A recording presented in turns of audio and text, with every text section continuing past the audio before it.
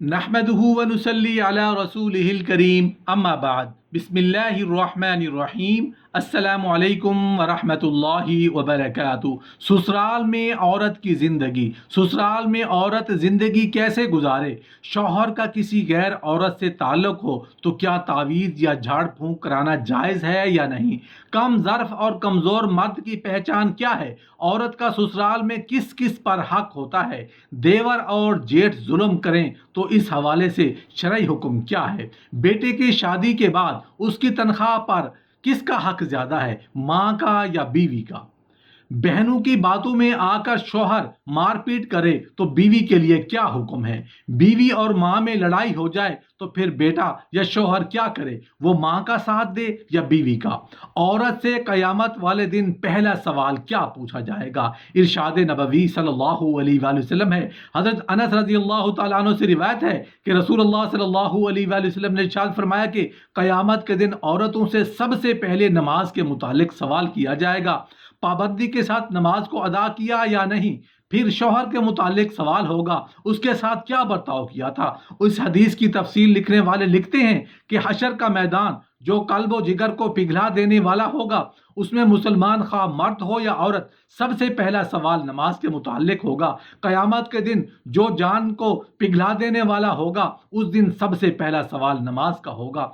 हजरत अनस रजी अल्लाह तआला अन्हु से मरवी है कि आप सल्लल्लाहु अलैहि वसल्लम ने फरमाया, कयामत में सबसे पहले नमाज का हिसाब होगा। अगर ये सही निकला तो दूसरे अमाल भी सही निकलेंगे, अगर इसमें गड़बड़ हुई तो दूसरे अमाल में भी गड़बड़ होगी। अमूमन औरतें नमाज में कोताही करती हैं, खसूसन नौजवान बच्चियां तारे के नमाज होती हैं। कुछ खवातीन बच्चों के पेशाब का बहाना बनाती हैं या काम काज का बहाना करती हैं। अफसोस सद अफसोस, कयामत में इस तरह के कोई बहाने नहीं चलेंगे। नमाज तर्क करने पर सजा मिलेगी। खवातीन को चाहिए कि नमाज की लाजमी पाबंदी करें। बुजुर्ग खवातीन को चाहिए कि घर की तमाम खवातीन और बच्चियों को नमाज का पाबंद बनाएं।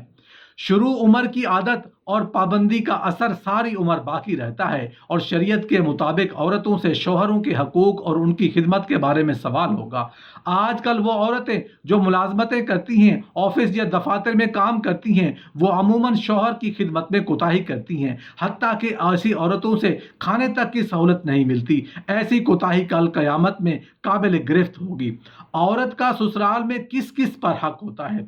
अगर जेठ देवर जबरदस्ती काम काज करवाते हैं तो बीवी को क्या करना चाहिए? देवर जेठ जुल्म करे तो इस हवाले से क्या हुक्म है? जुल्म करना तो किसी का भी हक नहीं है। न शौहर का हक होता है, न माँ बाप का होता है। औरत जब ससुराल पहुंचती है तो उस पर सिर्फ शौहर का हक होता है। सास ससुर नंदे देवर जेठ किसी का बराह रास्त उस पर कोई हक नहीं होता। बहू पर अपनी सास की खिदमत करना भी वाजिब नहीं है। हाँ, अगर बहू सास को अपनी माँ समझते हुए खिदमत करे तो उसका आपको सवाब मिलेगा।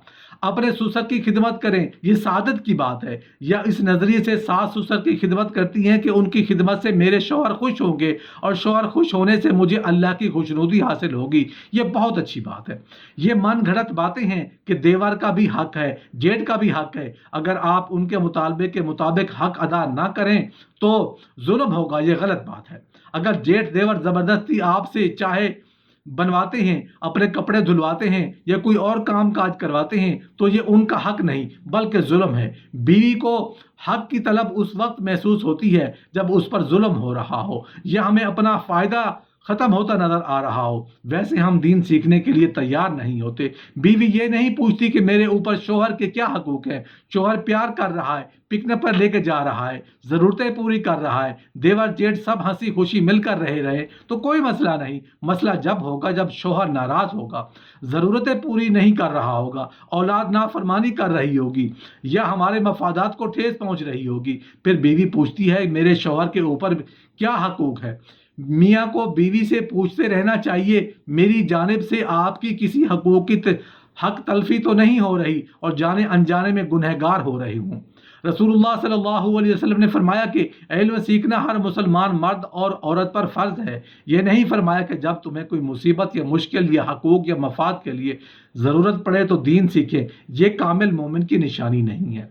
सबसे ज़्यादा पूछा जाने वाला सवाल कि بیٹے کی شادی کے بعد اس کی تنخواہ پر کس کا حق زیادہ ہوتا ہے؟ حق ماں کا ہوتا ہے یا بیوی کا ہوتا ہے؟ تنخواہ پر کسی کا بھی حق نہیں ہوتا، وہ بیٹے کی ہے، وہ حق بھی بیٹے کا ہے۔ اب یہ دیکھا جاتا ہے کہ زوجہ ہے تو اس کا نان نفقہ شوہر پر واجب ہے۔ شوہر کو چاہیے کہ اپنی تنخواہ میں سے زوجہ کو نان نفقہ دے دے۔ نان نفقہ کا اطلاق ان چیزوں پر ہوتا ہے کہ ایک رہائش، دوسرا کھانا پینا، تیسرا لباس۔ اگر شوہر یہ تینوں ضرورتیں پوری کر رہا ہے، یعنی رہائش بھی دی ہوئی ہے، کھانا بھی فراہم کر رہا ہے، کپڑے بھی بنا کر دے رہا ہے، تو پھر شوہر کی تنخواہ پر بیوی کا کوئی حق نہیں ہوتا۔ یہ بھی غلط خیال ہے کہ اگر بیٹا کما رہا ہے تو اس کو تنخواہ کا ایک حصہ دینا ماں کو ضروری ہوتا ہے۔ اگر ماں کے پاس رہائش، کھانا پینا، لباس کے لیے خود مختار نہیں ہے تو پھر بیٹے کو چاہیے کہ وہ ماں کو اتنا نان نفقہ دے دے کہ والدہ کے تینوں مسائل حل ہو جائے۔ بعض دفعہ ایسا ہوتا ہے کہ ماں کے پاس پیسہ بہت ہوتا ہے، مالدار ہوتی ہے، وراثت میں اسے لاکھوں ملے ہیں، تو پھر بیٹے کی تنخواہ پر اس کا 1 روپے کا بھی حق نہیں ہے۔ بیٹا اگر ماں کو پیسے نہیں دیتا تو وہ گنہگار نہیں ہوگا، وہ ماں کی خدمت کرنے کے لیے والدہ کو جتنے مرضی پیسے دے دے، یہ اس کی ثوابدید پر ہے، اس کو اس کی نیت کے عمل کا ثواب بھی ملے گا۔ حق کا مطلب یہ ہوتا ہے کہ اگر کوتاہی کی تو گنہگار ہوگا۔ نہ بیوی کی ہر ماہ پاکٹ منی لازم ہے اور نہ ماں کو بغیر ضرورت کے دینا لازم ہے۔ نان نفقہ دینا ہوتا ہے، وہ دینا ضروری ہوگا، وہ پیسے بیٹے کا ہی ہے اور کسی اور کا نہیں۔ بیوی اور ماں میں لڑائی ہو جائے تو پھر بیٹا اور شوہر کیا کرے؟ وہ ماں کا ساتھ دے یا بیوی کا ساتھ دے؟ پہلی بات تو یہ ہے کہ کسی کا ساتھ نہ دیں۔ جب لڑائی جھگڑا شروع ہو تو گھر سے باہر نکل جائیں۔ خواتین لڑ جھگڑ کر خود ہی خاموش ہو جائیں گی۔ دوسری بات یہ کہ اگر وہ خواتین کہتی ہیں کہ ہمارے درمیان فیصلہ کرا، تو اس صورت میں یہ کہنا چاہیے کہ گھر کا ماحول عورتوں سے بنانا ہوتا ہے، آپ اپنے مسئلوں کو خود حل کریں تو بہتر ہے۔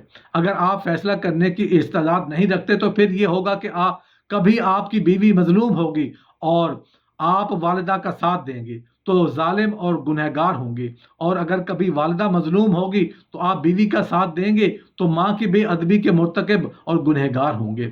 فیصلہ کرنے پر دونوں صورتوں میں لڑکا مارا جائے گا۔ کوشش کریں وہ اس مسائل کو خود نپٹائیں۔ اگر ایسا نہیں ہے تو آپ کو والدہ کی علیحدہ سے بیٹھ کر بات سننی چاہیے اور پھر بیوی کی علیحدہ سے بات سننی چاہیے، اور غور و فکر اور تدبر کے ساتھ جس کا قصور ہو اس کو علیحدگی میں سمجھائیں۔ ایک دوسرے کے سامنے کبھی نہ ڈانٹیں اور نہ سمجھائیں، ایسا کرنے سے گھر کا ماحول خراب ہوتا ہے اور نظام بگڑتا ہے۔ رسول اللہ صلی اللہ علیہ وسلم نے عورتوں کے بارے میں واضح فرمایا کہ اللہ تعالیٰ نے اپنی قدرت کاملہ سے عورت کو آدم علیہ السلام کی ٹیڑھی پسلی سے پیدا کیا۔ رسول اللہ صلی اللہ علیہ وسلم نے ارشاد فرمایا کہ عورتیں ٹیڑھی پسلی سے پیدا کی گئی ہیں، ان کو اسی طرح استعمال کرو، اگر تم سیدھا کرنے کی کوشش کرو گے تو یہ ٹوٹ جائے گی۔ والدہ اور بیوی کے درمیان ناچاکی کو بڑے پیار سے، محبت سے، اتفاق سے حل کریں۔ کبھی ایسا نہ کریں کہ فریق واحد کی بات سن کر فریق ثانی پر چڑھائی کر دیں، اس میں ناانصافی ہوگی تو انسان گنہگار ہوگا۔ شوہر کا کسی غیر عورت سے تعلق ہونے پر تعویذ، جھاڑ پھونک کرانا جائز ہے یا نہیں؟ تعویذ گنڈے والوں کی دکان پر بہت ساری خواتین بھی ایسی ہوتی ہیں جو تعویذ لینے کے لیے، جھاڑ پھونک کرانے کے لیے صرف اس لیے جاتی ہیں کہ ان کا شوہر کا ناجائز تعلق کسی غیر عورت سے ہوتا ہے۔